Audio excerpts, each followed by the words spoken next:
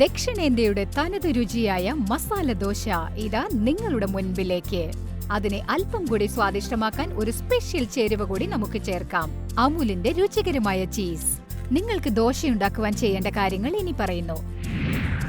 അമുൽ നെയ്യ് 1 teaspoon, Amul cheese 1 table spoon, 2 വലിയ ഉരുളക്കിഴങ്ങ് വേവിച്ച കഷ്ണങ്ങളായി മുറിച്ചത്, 1-2 ഉള്ളി ചെറുതായി അരിഞ്ഞത്, 1 കപ്പ് പുഴുങ്ങിയ ഗ്രീൻ പീസ്, 2 മുതൽ 3 പച്ചമുളക് നന്നായി അരിഞ്ഞത്, റെഡിമെയ്ഡ് ദോശമാവ്. ഇത് എളുപ്പത്തിൽ അടുത്തുള്ള കടകളിൽ ലഭിക്കും.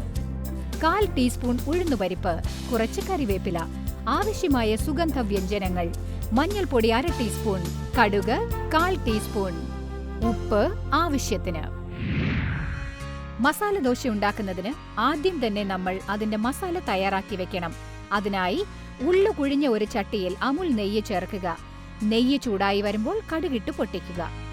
അടുത്തതായി അതിലേക്ക് ഉഴുന്നുപരിപ്പ്, പച്ചമുളക്, കറിവേപ്പില, മഞ്ഞൾപ്പൊടി എന്നിവയും ചേർക്കുക. നന്നായി ഇളക്കണം.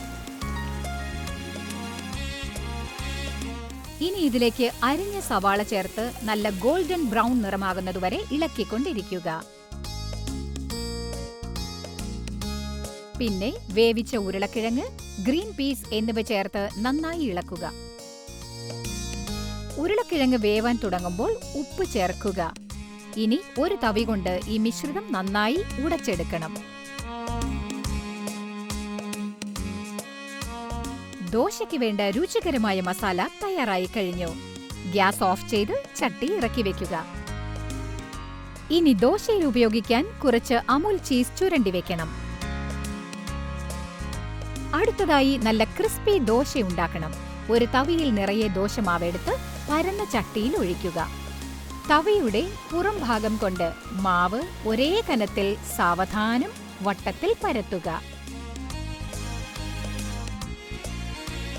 ദോശയിലേക്ക് കുറച്ച് അമുൽ നെയ്യ് വിതറുക.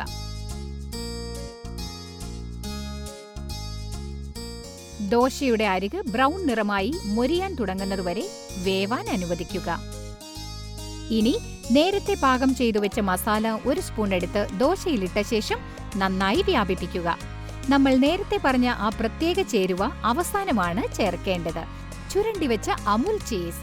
നിങ്ങൾക്ക് ചീസ് ഇഷ്ടമാണെങ്കിൽ കുറച്ച് കൂടുതൽ ഇട്ടാലും കുഴപ്പമില്ല. ഇനി ദോശ പകുതിയായി മടക്കി ചട്ടിയിൽ നിന്ന് നീക്കാം.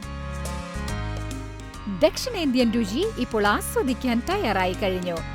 ചൂടുള്ള സാമ്പാറും ചട്നിയും കൂട്ടി രുചികരമായ ചീസ് മസാല ദോശ ആസ്വദിക്കൂ.